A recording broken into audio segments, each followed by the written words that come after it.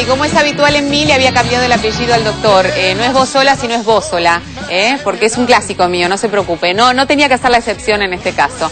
Bueno, él es alergista, obviamente, y nos va a hablar de todas aquellas cosas que quedaron pendientes que tienen que ver con las alergias en general y que preocupan mucho, porque uno tiene la sensación, doctor, de que el tratamiento o la cura para estas alergias es como una meta dificilísima de alcanzar, ¿no? Aquellos que son y conviven con una alergia les cuesta mucho encontrar primero el diagnóstico y después el tratamiento adecuado para ese tipo de alergia. ¿Esto es así en general? Sí, es así. El problema que tienen las alergias es que son extraordinariamente prevalentes. Claro. Y entonces la cantidad de gente que tiene el problema es demasiada y además tiene un espectro amplio. Claro. Entonces, como decía el doctor Sánchez La Vega, puede haber pacientes que tengan trastornos simplemente de estornudar, como contabas recién, sí. estornudar, lo cual les altera mucho la calidad de vida, pero no se va a internar porque estornude, ni se va a internar porque tenga moco, pero eso le molesta mucho hasta el paciente que tiene un shock anafiláctico con riesgo de vida. Claro.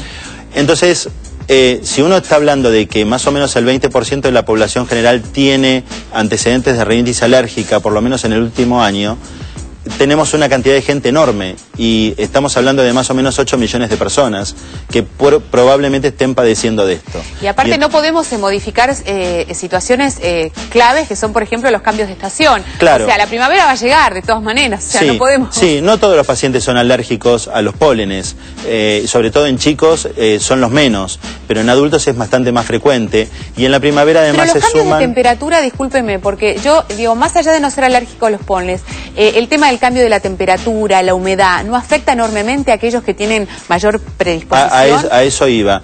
Hay muchos pacientes que tienen una hiperreactividad, que sea a nivel nasal o a nivel bronquial, y que determinados tipos de irritantes que puedan estar en el ambiente seguramente los van a empeorar. Ahora, hay personas que no son alérgicas y que sin embargo también tienen esa reactividad, aún no teniendo los mecanismos específicos disponibles, y que sin embargo cuando hay gran cantidad de esas espículas de plátano que vuelan por todos lados, esas personas estornudan, esas personas les molestan las conjuntivas, los párpados y demás, aún no siendo alérgicos. Es decir, hay todo un espectro desde el que verdaderamente es alérgico y necesita un tratamiento específico, una evaluación específica, y aquellas personas que tienen un fenómeno de reactividad, pero porque tienen un irritante que les provocan los síntomas. Me parece que usted empezó diciendo algo muy interesante, que los cuadros de gravedad, de acuerdo a las alergias, varían, ¿no? Sí. Y lo más difícil y lo más angustiante, por ejemplo, para aquellos padres que tenemos hijos alérgicos, es prever cómo va a ser el desencadenante próximo frente a un estímulo del cuerpo, a una situación. A mí me pasa, digo, bueno, yo más o menos tengo controlado, yo sé cuándo los chicos pueden verse afectados por una situación en particular, pero la vida te puede transformar y te puede desayunar con una nueva realidad que uno no sabe cómo manejar. Por eso es pero tan importante tratar este tema. Sí, es importante además controlar adecuadamente al paciente. Claro. Digo, si uno controla adecuadamente al paciente, lo tiene con el tratamiento que es el justo, que es el adecuado para ese paciente en particular, lo más probable es que cuando esté nuevamente en contacto con el desencadenante, la reacción no sea tan severa. Perfecto. ¿De acuerdo? Es decir, si uno a un paciente que tiene un asma bronquial lo tiene con la medicación adecuada, durante el tiempo adecuado, lo aplica correctamente y está bien tratado, disminuye los riesgos enormemente. Obviamente, lo que uno tiende a hacer con los tratamientos es al control de la patología. Perfecto. Bueno, hablando de los tratamientos puntualmente, los antihistamínicos aparecen como el aliado fundamental para aquellos que sufren distintos tipos de alergia. ¿Uno puede vivir toda la vida consumiendo antihistamínicos? Yo me iría al principio de tu base, que los antihistamínicos son la base de todo el tratamiento antialérgico. No, pero esto es una gran pregunta en realidad. Claro, en realidad no es así. Okay. Digamos, uno tiene que clasificar al paciente con el tipo de patología que tiene, la gravedad que tiene y cómo influye esta patología en su calidad de vida. Fenómeno. Y a partir de ahí elegir el tratamiento que sea el más adecuado. Lo que sucede con los antihistamínicos es que la gente común le echa mano rápidamente al antihistamínico. Totalmente. Porque es el antialérgico. Y muchas veces comete dos errores.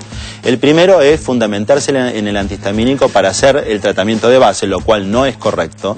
Y por el otro lado, elegir antihistamínicos que son los que generalmente duermen, entorpecen, aumentan el apetito, que son muy peligrosos. modifican, y eso genera muchos riesgos para los pacientes. Por lo tanto, al momento de elegir un antihistamínico, uno debería elegir el mejor antihistamínico posible para la patología que está sufriendo. Y a veces no es la mejor elección. Claro, y por eso es fundamental que quien le otorgue y quien le recete el antihistamínico sea su médico. Exactamente. Y no el farmacéutico, digamos. Estábamos hablando de 8 millones de personas con rinitis.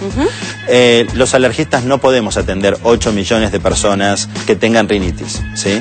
Sino que es el médico de atención primaria el que tiene que atender a estos pacientes. Obvio. Y tiene que estar entrenado en elegir el mejor tratamiento. Y hoy por hoy los antihistamínicos hay de varios tipos, pero hoy se prefieren para este tipo de patología aquellos antihistamínicos de generaciones últimas, que son los que no duermen, los que no abren el apetito, que se pueden tomar una sola vez por día. Que no dan taquicardia. Exactamente. Antes que los de primera generación, o los clásicos, llamémoslos, que tienen toda una serie de efectos colaterales que incluso en chicos se ha demostrado que tienen un peor efecto sobre el desarrollo cognitivo y la capacidad de aprendizaje que padecer la misma rinitis. Bueno, esto es muy, pero muy interesante, porque uno cuando lee los prospectos de algunas medicaciones se puede asustar y mucho.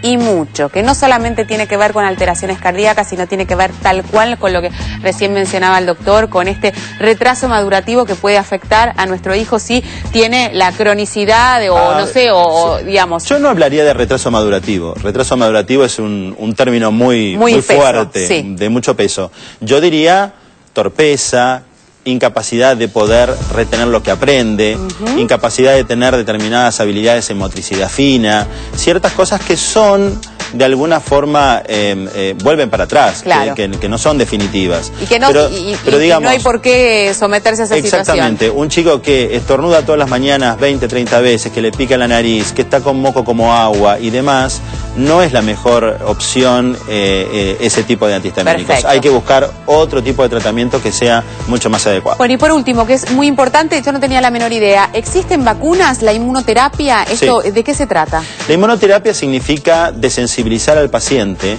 con los alergenos que le hacen mal. Es decir, lo que uno hace es darle en forma progresiva y en dosis adecuada aquellos alergenos que provocan la alergia. Por ejemplo, los ácaros del polvo ambiental o, por ejemplo, los pólenes. Eso dado en forma progresiva, sistemática, constante, lo que provoca es que el sistema inmunológico, que estuvo reaccionando exageradamente, como dijo el doctor Sánchez de la Vega, frente a algo que es realmente inocuo, empiece a modularse y empiece a dejar de reaccionar contra ese tipo de alergenos. ¿Es un tratamiento a largo plazo? Es un tratamiento hay que tener largo. Mucha paciencia. Hay que tener mucha paciencia. Es un tratamiento largo. Pero un paciente que tiene una rinitis alérgica o que tiene una alergia, en general, no se cura.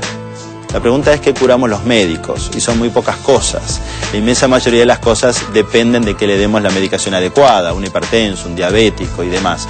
Con los alérgicos pasa algo parecido, pero el manejo del paciente alérgico es probablemente mucho más sencillo y está mucho más estandarizado. Con respecto a las vacunas, uno puede decir sí, es a largo plazo, pero tiene varias ventajas. La primera es que evita nuevas sensibilizaciones, evita que el paciente se vuelva alérgico a otras cosas. La segunda es que es un tratamiento que no es farmacológico, porque no tiene corticoides, no tiene antihistamínicos, sino que tiene lo que a uno le hace mal. La tercera es que es un tratamiento cómodo y a la larga más barato que cualquiera de los otros. Por supuesto. Y la cuarta es que una vez que uno termina el tratamiento, el efecto del tratamiento perdura en el tiempo. Y eso es algo que otros tratamientos no están en capacidad de poder ofrecer. Bueno, realmente muy pero muy interesante. El doctor se queda con nosotros porque después de la pausa vamos a estar respondiendo a todos los mensajes que están llegando, que realmente son muchos. Evidentemente el número de alérgicos en la Argentina va incrementándose día a día. Bueno, estamos hablando de las alergias. No te vayas, ya venimos. ¿Sabías que las reacciones adversas a los alimentos se confunden frecuentemente con las alergias alimentarias? En muchos casos, dichas reacciones se deben a algún otro factor, quizás una intoxicación alimentaria, una aversión psicológica a un alimento o una intolerancia a un ingrediente de un alimento.